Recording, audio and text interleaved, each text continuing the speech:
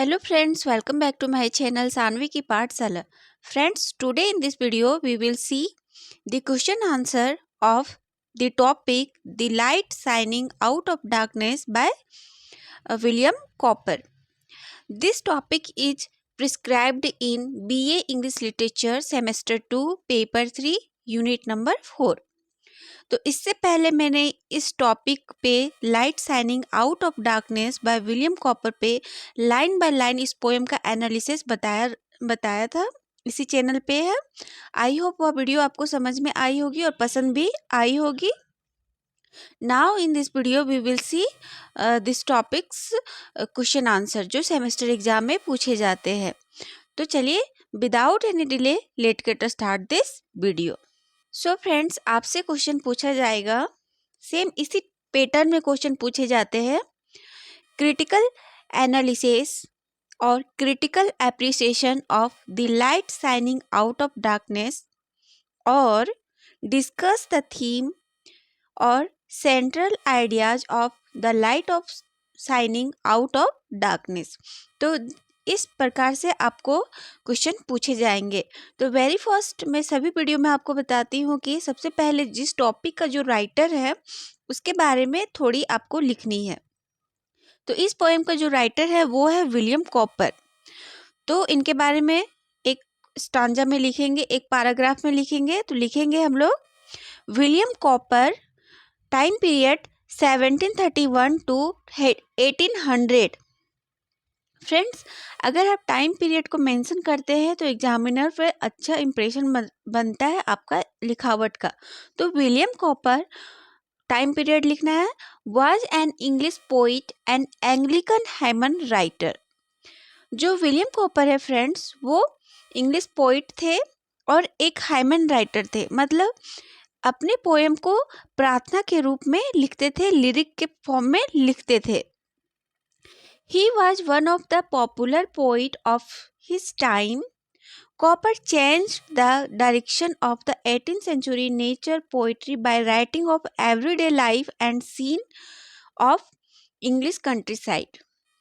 Since ये जो William copper हैं वो 18th सेंचुरी के राइटर थे, तो सबसे पहले ये नेचर पे बेस्ड पोइट्री लिखते थे, लेकिन बाद में इन्होंने अपने राइटिंग में बदलाव किए और ये लिखने लगे everyday life and scenes of English country side पे. मतलब मिला जुला के ये एवरीडे लाइफ पे जो जो होता है उस पे वो हाइमन राइटर करने लगे. He wrote many poems in which the light shining out of darkness poem is most famous. इन्होंने बहुत सारे वर्क पोएम लिखे हैं अपने जीवन काल में, लेकिन इनका जो light shining out of darkness है, जो इस टॉपिक, इस सिलेबस का टॉपिक लगा हुआ है, वो मोस्ट फेमस है. और यह जो पोएम है फ्रेंड्स वो बहुत ही डीप मीनिंग है और अच्छा भी है.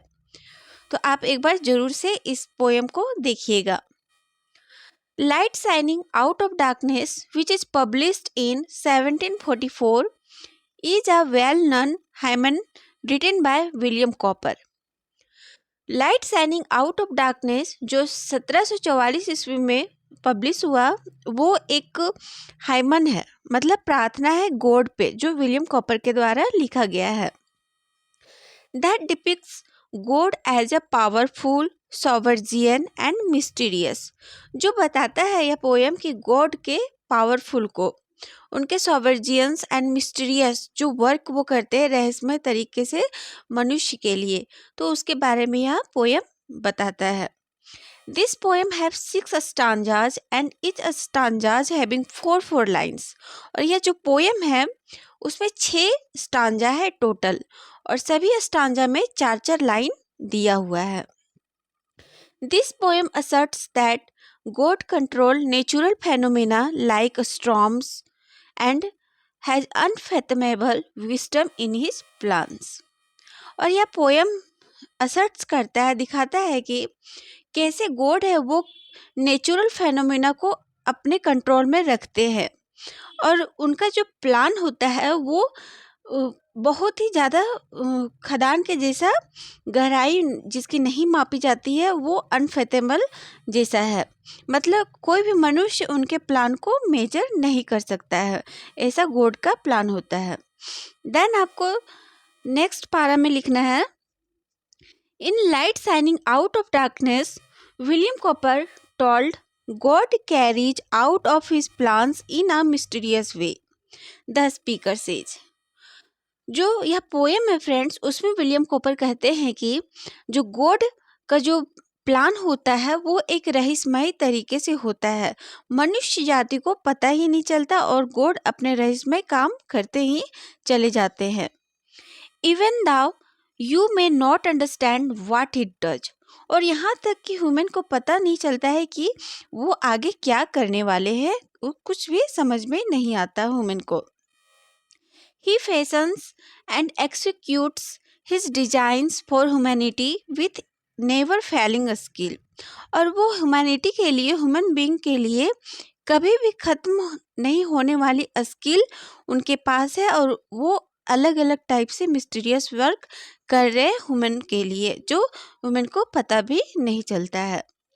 But be not afraid of the celestial cloud, the speaker से। They reign with divine mercy. The speaker tells the reader to trust God, for behind a frowning providence and he hides a smiling face. मतलब इसमें William copper कह रहे हैं आगे कि हमें God से कभी भी डरना नहीं चाहिए, बल्कि उन पे ट्रस्ट करना चाहिए, क्योंकि जब गॉड का जो गुस्सेल क्रोधित चेहरा होता है, उनके पीछे एक स्माइलिंग फेस छिपा होता है। इसलिए हमें पूर्ण रूप से गॉड पे ट्रस्ट करना चाहिए। हमारे यहाँ समस्या आती हैं सभी मनुष्य के पास, तो हमें घबराना नहीं चाहिए, बल्कि गॉड पे ट्रस्ट करके सारे प्रॉब्लम को सॉर्ट आउट करना चाहिए। गॉड धीरे धीरे कर देते हैं अपने मर्सी से, डिवाइन मर्सी से। देन नेक्स्ट स्टांजा में, पारा में लिखना है आपको, God works fast, the speaker says. God है अपने कार्य को बहुत ही जल्दी से कर रहे, तेजी से कर रहे, ऐसा स्पीकर कहता है। And if the bud of his work taste bitter, the flower will be sweet.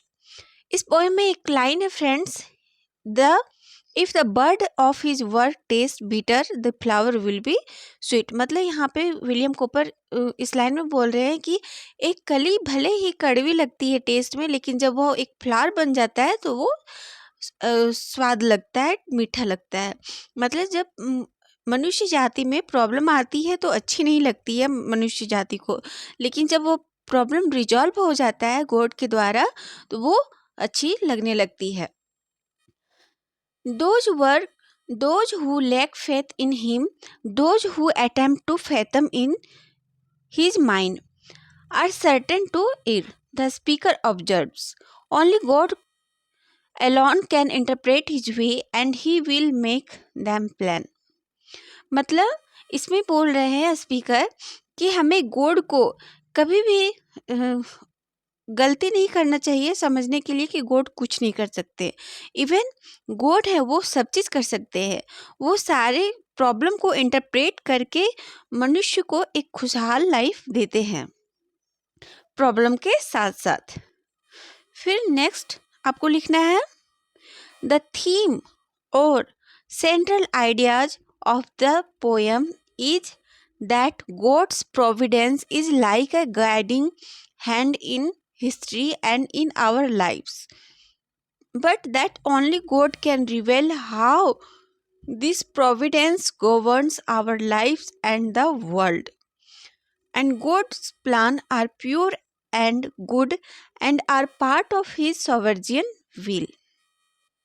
मतलब ये जो पोएम का जो सेंट्रल थीम है, आइडिया है, वो है कि गॉड का प्रोविडेंस जो होता है वो एक गाइडिंग की तरह होता है, जो ह्यूमन जाति को, ह्यूमन सोसाइटी को गाइड करती है, अपने अंदर रखती है और अपने मर्जी से, अपनी इच्छा के अनुसार अपना प्लान बनाती है और गॉड को, ह्यूमन बीइंग को देती है। फिर लास्ट में आपको कंक्लूजन लिखना है, मस्ट है लिखना पड़ता है और आपको भी लिखना है, जैसे दज। इस प्रकार light shining out of darkness poem highlights the God's works are mysterious and unfathomable, even the human have advanced in science, literature and philosophy। मतलब फ्रेंड्स यहाँ पे कट गया है टेक्स्ट, तो मैं यहाँ पे लिखती हूँ। तो यहाँ पे लिखा हुआ है friends, advance in science, literature and philosophy. तो यहाँ पे विलियम कॉपर कंक्लूजन पार्ट में बोलते हैं कि यह जो पोएम है वो हाइलाइट्स करता है कि गॉड का जो वर्क है वो मिस्टीरियस वे में है और उनकी गहराई को नहीं मापा जाता जो वो प्लान करते हैं ह्यूमन सोसाइटी के लिए। So friends, this is all about the question answers of light shining out of darkness. I hope आपको समझ में आई होगी या इसका क्वेश्चन आंसर, एंड आपके लिए हेल्पफुल भी होगी। आई होप फ्रेंड्स यह वीडियो पसंद आए, समझ आए तो लाइक शेयर एंड सब्सक्राइब जरूर से कीजिएगा। और फ्रेंड्स यह जो वीडियो का नोट्स है, ये जो नोट्स मैं आपको बताई, अगर आप नोट्स पाना चाहते हैं तो टेलीग्राम चैनल सानवी की पाठशाला पे जुड़ जाए, वहाँ पे आपको मिल जाएगा बहुत ही आराम से। तो मिलते हैं नेक्स्ट वीडियो में। आप ज़रूर से बताइए कि पीजी या फिर बीए में कौन सा टॉपिक आपको पढ़ना है। सो फ्रेंड्स, मिलते हैं नेक्स्ट वीडियो में।